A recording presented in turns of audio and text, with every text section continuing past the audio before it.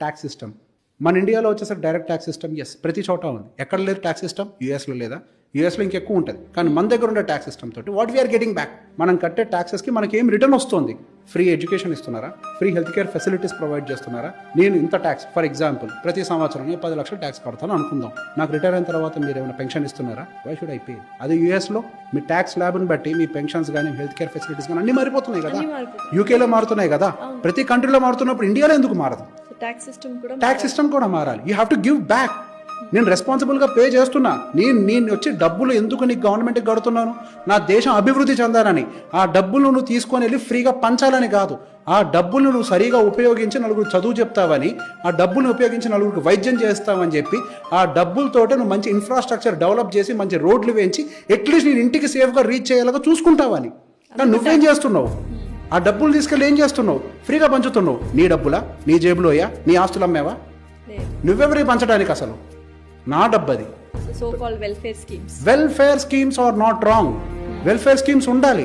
కానీ వెల్ఫేర్ ఏది? ఈ 75 సంవత్సరాల స్వతంత్ర భారతదేశంలో అప్పటి నుంచి ఇప్పటిదాకా వెల్ఫేర్ స్కీమ్స్ ఉన్నాయి. సో వెల్ఫేర్ స్కీమ్ యొక్క పని ఏంటండి? అట్టడుగున్న వాడిని పైకి లిఫ్ట్ చేయాలి.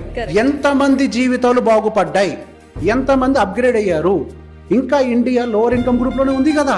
మరి 70 సంవత్సరాలు ఈ కష్టంలో ఎంతమంది జీవితాలు బాగుపడ్డాయి? ఫ్రీ బీస్ వల్ల జీవితాలు బాగుపడతాయని ఎవరు చెప్పారు? వెల్ఫేర్ స్కీమ్ అంటే ఎలా ఉండాలి? ఉచిత విద్యకి ఉండాలి, ఉచిత వైద్యానికి ఉండాలి.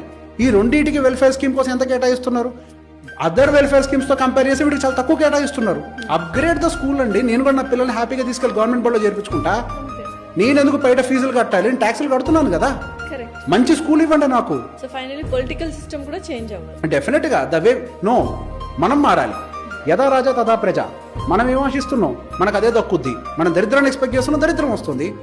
Expect the better, will get the better. Outright గా చెప్పండి. నువ్వు ఇచ్చే ఫ్రీబీ నాకెందుకు? నువ్వు ఇస్తే 1000 ఇస్తావు. అదే మా పిల్లని చదివిస్తే వాడు ఉద్యోగం తెచ్చుకుంటాడు, కంపెనీయే పెడతాడు. ఎవరికి తెలుసు? ఇప్పుడు దాకా మన దగ్గర వరల్డ్లో ఉండే బిలియనియర్స్ అంతా స్క్రాచ్ నుంచి వచ్చిన వాళ్ళే, అట్టడుగు నుంచి వచ్చిన వాళ్ళే. ఎందుకు? వాళ్ళకి చదువు ఉంది. అది నువ్వు నిన్నెవడు అడిగాడు 2000 అని నువ్వు ప్రశ్నించు. అది నువ్వు అడగనంత వరకు వాళ్ళు ఏం చేస్తారు? నువ్వు అడిగేది కదా వాళ్ళు ఇచ్చేది. వాళ్ళేం తప్పలేదు. వాళ్ళ అమాయకులు అనుకోవాలి. వాళ్ళ అమాయకులే. ప్రజలే దొంగలు. మాటమేం లేదు. ప్రజలే దొంగలు. నాకు డబ్బులు కావాలని అడిగావు. నువ్వు అడిగావు కాబట్టే ఇస్తున్నారు. అంతే.